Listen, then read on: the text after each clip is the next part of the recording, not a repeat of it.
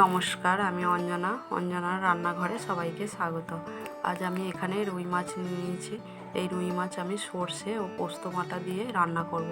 তা প্রথম থেকে শেষ পর্যন্ত ভিডিওটা দেখুন। আমি প্রথমে মাছে লবণ ও হলুদটা মাখিয়ে নিচ্ছি। তো লবণ হলুদ আমার মাখানো হয়ে গেছে, মাছটা ভেজে নেব। কড়া গরম হয়ে গেছে, এখানে আমি তেল দিয়ে দিচ্ছি। এবার এক এক করে মাছগুলো আমি ভেজে নিচ্ছি।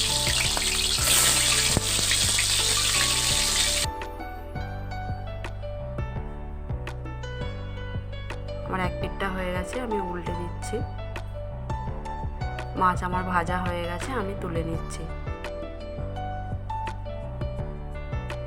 এবার এক এক করে আরও মাছগুলো আমি ভেজে নিচ্ছি। সবগুলো ভাজা হয়ে গেছে।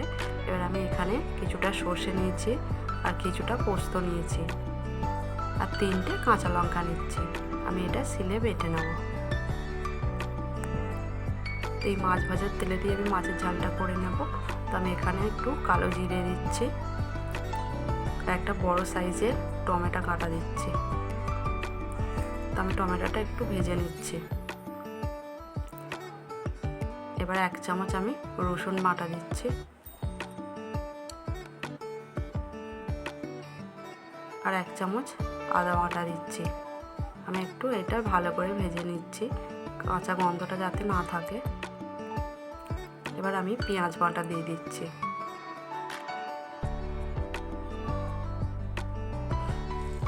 এবার এক এক করে আমি মশলা দিয়ে দিচ্ছি। এখানে 1 চামচে হলুদের গুঁড়ো, 1 চামচে লঙ্কার গুঁড়ো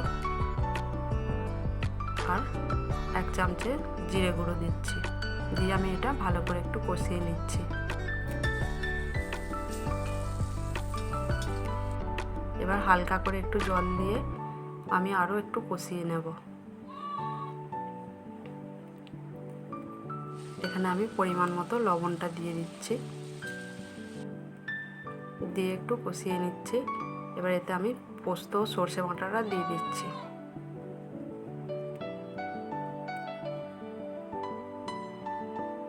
এবার আমি পরিমাণ মতো জল দিয়ে দিচ্ছি। এই ঝোলটা ফুটে গেলেই আমি মাছগুলো দিয়ে দেব। তো দেখুন আমার ঝোল ফুটে গেছে, আমি এবার মাছগুলো এক এক করে দিয়ে দিচ্ছি।